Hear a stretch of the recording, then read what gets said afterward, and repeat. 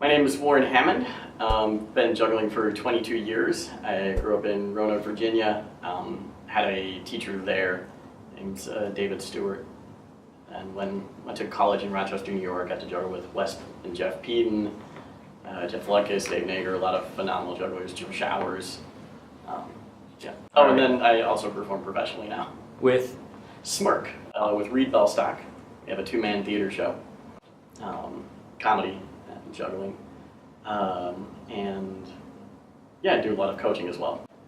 So I have, with my wife, we have a youth juggling program called Up Down Circus. And so we have an after-school program as well as a few in-school programs within Boulder. These days, probably about 10 hours a week. Usually get in about 3 days. You know, it's not as much as I used to. When I started, it would be 5 days a week, 2 to 3 hours a day for sure. Okay. That was average. When I go to a practice session, I pick just a couple of tricks that I want to work on at this point. My practice and training has evolved over the years, you know, as my skills have developed and changed. Mm-hmm. And so now I'll pick 2 to 3 tricks that I want to work on in any given session, and I'll build up to those tricks slowly, just really focusing on kind of the fundamentals and whatnot. And, you know, of course, I'll stretch, and, before every session. When I was starting out, you know, you have this period of time where you're just soaking everything in, and you're picking up tricks left and right very, very quickly. And so it moved from that to being able to, in like a 2-hour session, I would work on every single trick I knew, right? But then at some point I stopped getting better.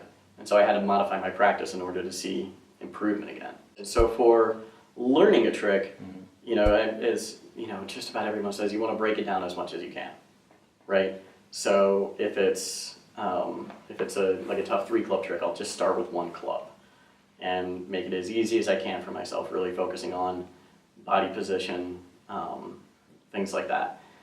If I can find a way to put that trick into a simple pattern, I'll do the same thing.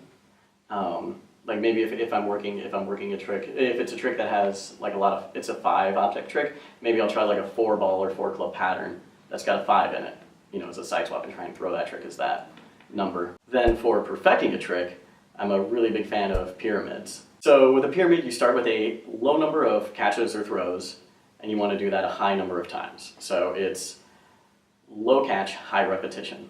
And then you move from there slowly to high number of catch, low repetition. And the reason you do that is because there's 3 basic parts to a pattern. There's the beginning, the middle, and the end, right? So the beginning and the end are the hardest part of any juggling pattern. Once you have a pattern running, it's fine. I mean, you'll hear people in the gym talk about it all the time. It's like, yeah, if I can get it up there, I can run it forever. And it's like, practice those things. Practice those things. Yeah. Yep.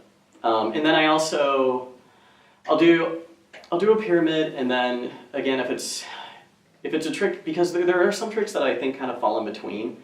You know, like you're just about done learning the basics of it, but you're not quite ready to perfect it. And so like right now I'm working on a double propeller with double sticks. And so I do a lot of exercises where I'm not focusing on the hand that's doing the propeller. So maybe I'm juggling 2 objects in this hand with a propeller. Nice. Maybe I'm just chatting with you and I'm doing a propeller in this hand, you know, or anything I can do to kind of work that skill independently of this hand. I tend to put things on stage fairly quickly, but it's because I have a venue that allows me to do that. And it varies from trick to trick. Yeah. You know, like right now I'm also drilling 5-club back crosses to try and get a flash on stage. So for me, the gauge of success for that is like how many times in 20 attempts, once I'm warmed up, can I flash 5-club back crosses? Right. And to me, somewhere in the like 12 to 15 range would probably be ready. And that might even be high. I might do it earlier than that, especially if it's a low risk kind of show.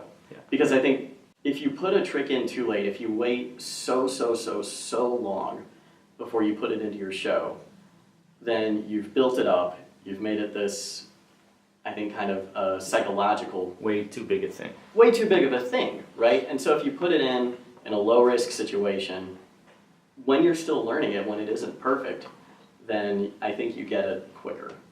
And I think it becomes less scary of a thing. And especially if you can find a way to sandwich it within a routine. You know, if you've got a lot of tricks on one side that you know you can nail and a lot of tricks on the other that you know you can nail, put it in the middle. Because that way, If you miss it, oh well, it's not so bad. I've got this whole rest of the act that's going to go great. Remember that two things. Remember that your measure of success shouldn't be your record. It shouldn't be your all-time best. It should be how frequently you can do it. What is your average? That's a much better metric of success. And no matter what your practice regimen is, to remember that it's the act of going through it that is important. It's not how well you do in any given practice session. Right? If you set out to do a pyramid and then you get a third or 2/3 of the way through it and you've just hit a wall, that's okay. You're still going through the motions, you're still doing it. And three things. The best practice regimen is the thing that gets you back in the gym the next day. If you're working something that's so stressful and so hard that it makes you not want to do it anymore, then that's not the way to practice for you. You can email me, that's probably the best way, warren@warrenhammond.com. That's WarrenHammond. People ask me, what is the biggest advancement that there's been in juggling, recently? And honestly, it's YouTube. YouTube and juggling.tv. Juggling.tv, you can slow the video down and really analyze it and look at it. So I think just in general, those are the best things you can do. I mostly coach in person. I tried to do a little bit of online coaching, but I found I didn't have the time. So see me at a festival. You can ask me anytime and we can set up an hour or two to work on something. Thanks so much, Warren. Yeah, no problem. Cheers. Amusement park. At 19, I teamed up with Barry Friedman to create the Raspini Brothers, and we worked together pretty much full-time for about 30 years. Slowed down in about 2008. I started doing more solo work.